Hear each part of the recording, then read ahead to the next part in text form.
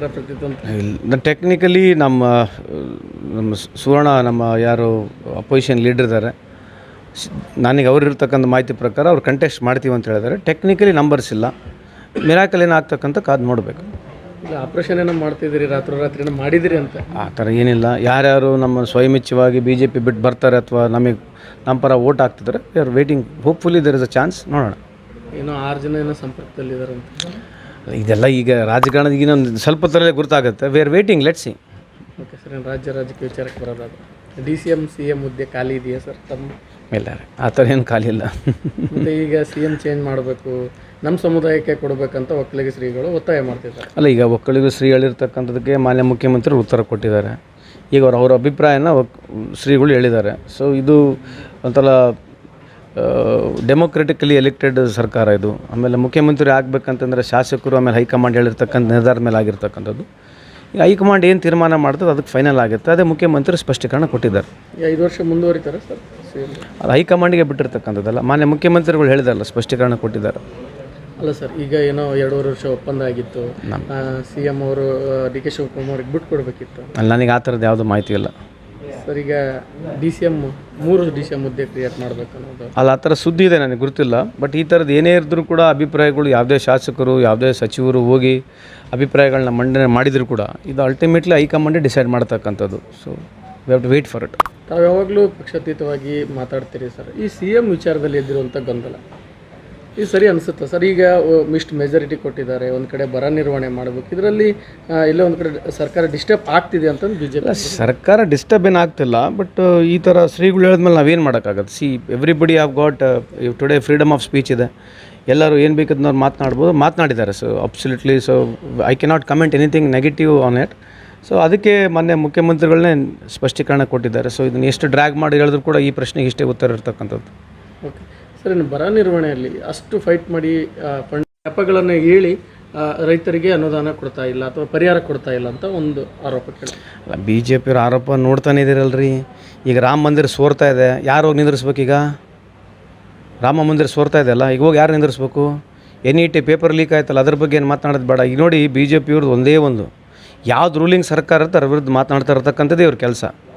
ಬಂದು 1 ವರ್ಷ ಆಗಿದೆ. ನಾವು ಡೇ 1ಲಿಂದ ಇವ್ರು ಪ್ರಾರಂಭ ಮಾಡಿರ್ತಕ್ಕಂಥದ್ದು ಇಲ್ಲಿವರೆಗಿದೆ. ಕೇಂದ್ರ ಸರ್ಕಾರದ ಯಾವುದು 10 ವರ್ಷದಲ್ಲಿ ಯಾವುದು ಲೋಪದೋಷನೇ ಇಲ್ಲ ಅವ್ರ ಪ್ರಕಾರ. ಲಾಸ್ಟ್ 10 ಇಯರ್ಸ್ಲಿಂದ ಪ್ರೈಸ್ ಏಕ್ ಇರಲಿ, ಎಂಪ್ಲಾಯ್ಮೆಂಟ್ ಇರಲಿ, GDP ಇರಲಿ, ಇವು ಅವ್ರಿಗೆ ಇಶ್ಯೂನೇ ಇರೋಲ್ಲ. ಯಾವುದೇ ಒಂದು ರಾಜ್ಯ ಸರ್ಕಾರ ಎಲ್ಲೇ BJP ಬಿಟ್ಟು ಮೈನಸ್ ಯಾವುದೇ ಪಾರ್ಟಿ ಇದ್ದರೆ ಅದರ ಮೇಲೆ ಆರೋಪ ಮಾಡ್ತಕ್ಕಂಥದ್ದು. ಕಳೆದ 1 ವರ್ಷದಿಂದ ನಮ್ಮ ಮೇಲೆ ಆರೋಪ ಮಾಡೋದು ಬಿಟ್ಟರೆ ಬೇರೆ ಏನು ಮಾಡಿದ್ದಾರೆ? What is that they have done? What is that BJP has done to the state?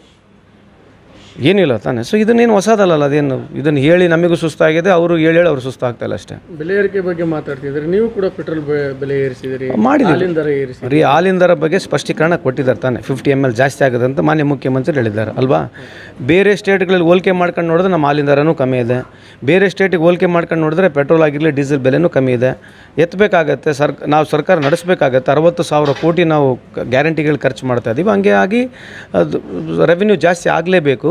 10 ವರ್ಷದಲ್ಲಿ ಎಷ್ಟು ಜಾಸ್ತಿ ಆಗಿದೆ ಅದ್ರ ಬಗ್ಗೆ ಏನು ಮಾತಾಡೋದು ಬೇಡ. ಇವರು ಪೆಟ್ರೋಲು ಡೀಸೆಲ್ 10 ವರ್ಷದಲ್ಲಿ ಏನಾಗಿದೆ ಅದ್ರ ಬಗ್ಗೆ ಚರ್ಚೆ ಮಾಡೋದು ಬೇಡ.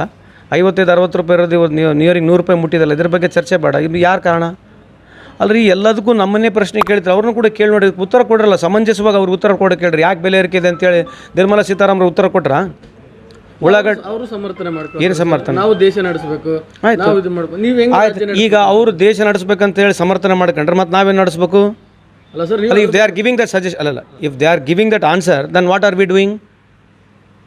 If they are running the country by raising the fuel prices, then what are we doing? We are also doing the same thing, no? ಗ್ಯಾರಂಟಿಗೆ ನೀವು ಹಣ ಇದು ಮಾಡ್ತೀವಿ. ಗ್ಯಾರಂಟಿ ಕೂಡ ಗ್ಯಾರಂಟಿ ಕೂಡ ಸರ್ಕಾರ ದುಡ್ಡು ತಾನೆ. ಸರ್ಕಾರ ದುಡ್ಡು ಬಡವ್ರಿಗೆ ತಾನೇ ಹೋಗ್ತಿರೋದು, ಡೆವಲಪ್ಮೆಂಟ್ ತಾನೆ. ಅನುದಾನನೇ ಕೊಡ್ತಾ ಇಲ್ಲ ನಮ್ಮ ಕ್ಷೇತ್ರಕ್ಕೆ. ನಿಮ್ಮ ಶಾಸಕರೇ ಮಾತಾಡ್ತಿದ್ದಾರೆ. ಯಾರು ಶಾಸಕರು? ನಿಮ್ಮ ಕಾಂಗ್ರೆಸ್ ಶಾಸಕರೇ. ಗೊತ್ತಿಲ್ಲ. ಅಲ್ಲ, ಈಗೇನು BJP ಸಂಸದರೆಲ್ಲ ಭಾಳ ಖುಷಿಯಾಗಿದ್ದಾರೆ. ಏನು ಇಂಡಿವಿಜುವಲಾಗಿ ಸಂಸದರು ಏನು ಭಾಳ ಕೋಟ್ಯಾಂತರ ರೂಪಾಯಿ ತಂದುಬಿಟ್ಟಿದಾರ? ಏನು ಹಂಗೆ ಹುಬ್ಳಿ ಧಾರವಾಡ ಏನು ಹಂಗೆ ಪ್ರಹ್ಲಾದ್ ಜೋಶಿಯವರು 25 ವರ್ಷದಲ್ಲಿ ಮತ್ತೆಲ್ಲ ಸಿಂಗಾಪುರ ಆಗ್ಬಿಡ್ಬೇಕಾಗಿತ್ತಲ್ಲ ಅಷ್ಟು ಅನುದಾನ ತಂದಿದ್ದಾರೆ. ಮತ್ತು ಇನ್ಯಾಕೆ ಹಂಗೆ ಪ್ರಾಬ್ಲಮ್ ಐತೆ? ಇನ್ಯಾಕೆ ಬಡವ್ರಿಗೆ ಮನೆ ಇಲ್ಲ, ಕುಡಿಯೋಕ್ಕೆ ನೀರಿನ ಸಮಸ್ಯೆ ಇನ್ನಾದರೂ ಇದೆ ಈ ದೇಶದಲ್ಲಿ. ಸ್ಮಾರ್ಟ್ ಸಿಟಿಗಳ ಬಗ್ಗೆ ಮಾತನಾಡಿದ್ರೆ ಏನು ಸ್ಮಾರ್ಟ್ ಸಿಟಿ ಆಗಿದೆ ರೀ? ಏನು ಸ್ಮಾರ್ಟ್ ಸಿಟಿ ಏನಾಗಿದೆ? ಹುಬ್ಳಿ ಧಾರವಾಡನಾಗೆಲ್ಲ ಹೋಗ್ಬೋದಾ ನೀವು ಒಳಗಡೆ ನೋಡ್ಬೋದಾ? ಸುಮ್ಮನೆ ಮತ್ತೆ ಈಗ ಅದ್ರ ಬಗ್ಗೆ ಪ್ರಶ್ನೆ ಕೇಳ್ರಲ್ಲ. ಸ್ಮಾರ್ಟ್ ಸಿಟಿ 100 ಸ್ಮಾರ್ಟ್ ಸಿಟಿ ಅವ್ರ ಬಗ್ಗೆ ಕೇಳ್ರಿ. ನೀವು ನಮ್ಮನ್ನೆಷ್ಟು ಪ್ರಶ್ನೆ ಕೇಳ್ತೀರಿ, ನಾವೆಷ್ಟು ಉತ್ತರ ಕೊಡ್ತೀವಿ, ಅವ್ರನ್ನ ಬಿಡಿಸಿ ಉತ್ತರ ಕೇಳ್ರಿ. ಅವ್ರು ಯಾವ್ದು ಆರ್ಕೆ ಉತ್ತರ ಕೊಟ್ಟು ಹೋಗ್ತಾರೆ, ನಾವು ನೀಟಾಗಿ ಉತ್ತರ ಕೊಡ್ತೀವಿ. ಚರ್ಚೆಗೆ ಬರ್ರಿ ಅಂದ್ರೂ ಕೂಡ ಯಾರು ಬರೋದಿಲ್ಲ ಚರ್ಚೆಗೆ. C it is on going progress ಇರ್ತದೆ. ಬರೇ ಹೇಳಿಕೆ ಹೇಳೋದು, ಸುಮ್ಮನೆ ಹೇಳೋದು, ಏನೋ ಒಂದು ಹೇಳ್ಬಿಡೋದು, ನಮ್ಮನ್ನು ಬಂದು ಪ್ರಶ್ನೆ ಕೇಳಿಸೋದು ಅಷ್ಟು ಬಿಟ್ಟರೆ ಇನ್ನೇನು ಮಾಡ್ತಿದ್ದಾರೆ. What is BJP's contribution? ನೀವು ಕೂಡ ಚರ್ಚೆ ಮಾಡಿ ನೋಡಿರಿ. ಕೊನೆಯದಾಗಿ DCM ಹುದ್ದೆ ಸೃಷ್ಟಿಗೆ ತಮ್ಮ ಅಭಿಪ್ರಾಯ? ಅಲ್ರಿ, ಇದೆಲ್ಲ ಹೈಕಮಾಂಡೇ ತೀರ್ಮಾನ ಮಾಡುತ್ತೆ. ಯಾವುದೇ ಸೃಷ್ಟಿ ಆಗಬೇಕು, DCM ಎಷ್ಟು ಆಗಬೇಕು, ಎಷ್ಟು ಆಗಬಾರ್ದು, DCM ಇರಬೇಕು ಬೇಡ, ಇದೆಲ್ಲ ಹೈಕಮಾಂಡೇ ತೀರ್ಮಾನ ಮಾಡ್ತಾರೆ.